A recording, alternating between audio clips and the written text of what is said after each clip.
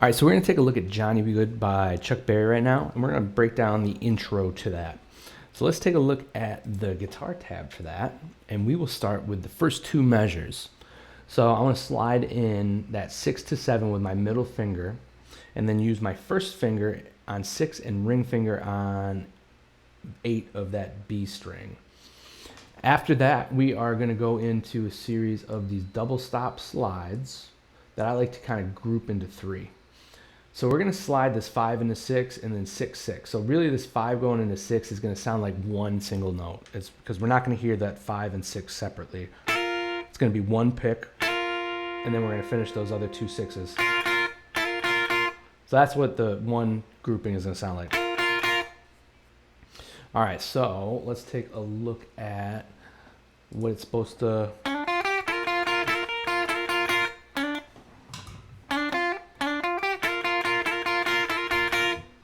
All right, take a look at the next line, and we have this little walk down 9/8/6 to a 6 to 7 hammer on to 8/8.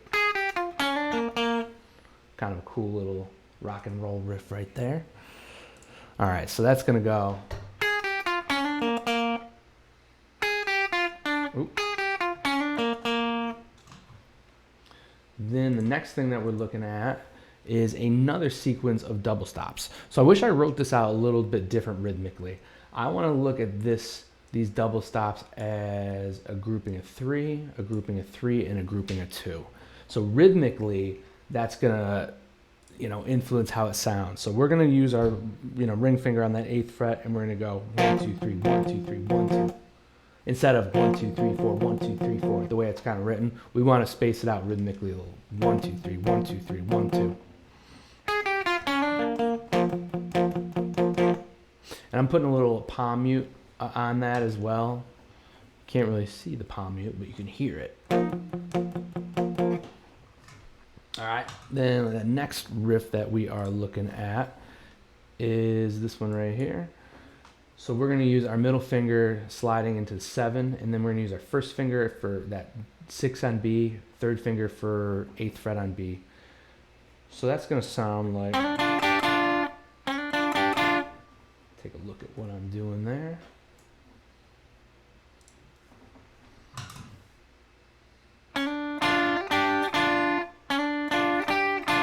And then we have that slide down. Oops, keep bumping my microphone. Kind of get that one nice and smooth. You'll just practice that one.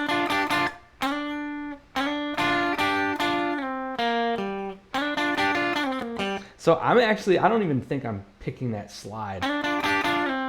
It's kind of going off of that momentum of that last,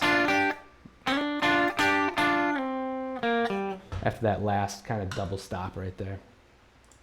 Okay, next after that, we have another kind of grouping of bends. Well, a bend into that note on the 6th fret. So I look at that as a grouping of 5. So you got that. I count it as on the bend on the 8. So 1, 2, 3, 4, 5. So I have 5 of them. Then after that, we'll take a look at how I do that. So I just do. So notice when I'm bending that 8, I'm using my middle finger to reinforce it.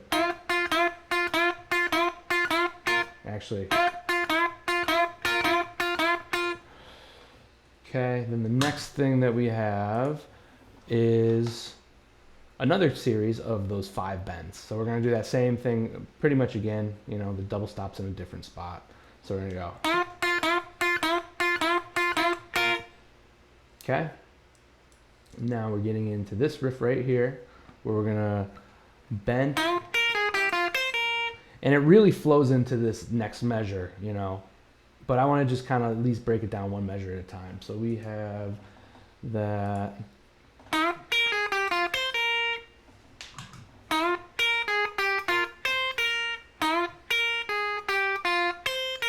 Do it either way. Back. Then we have this next measure.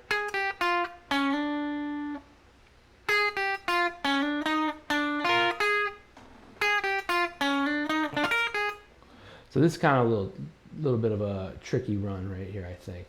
So we'll try and play it both together.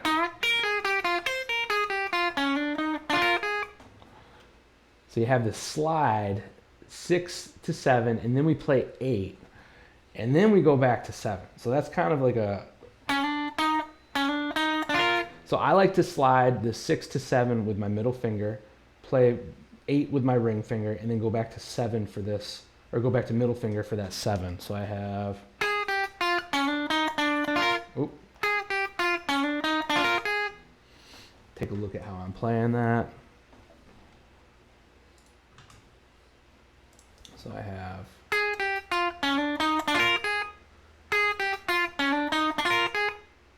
So both measures.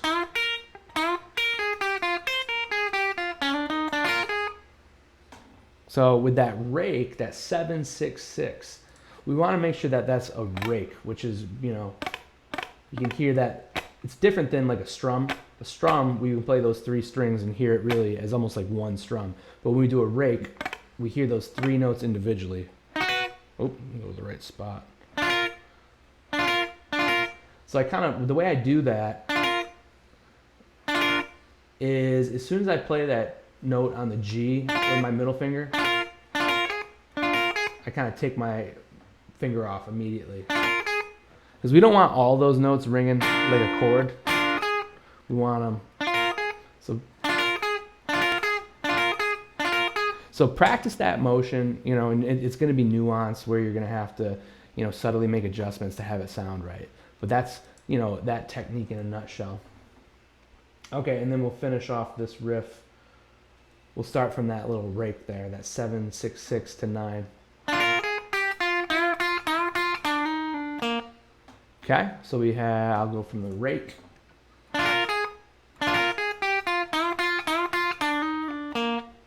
All right, so that is Johnny Be Good, and it's the intro. So, you know, break it into those pieces and just take your time with it.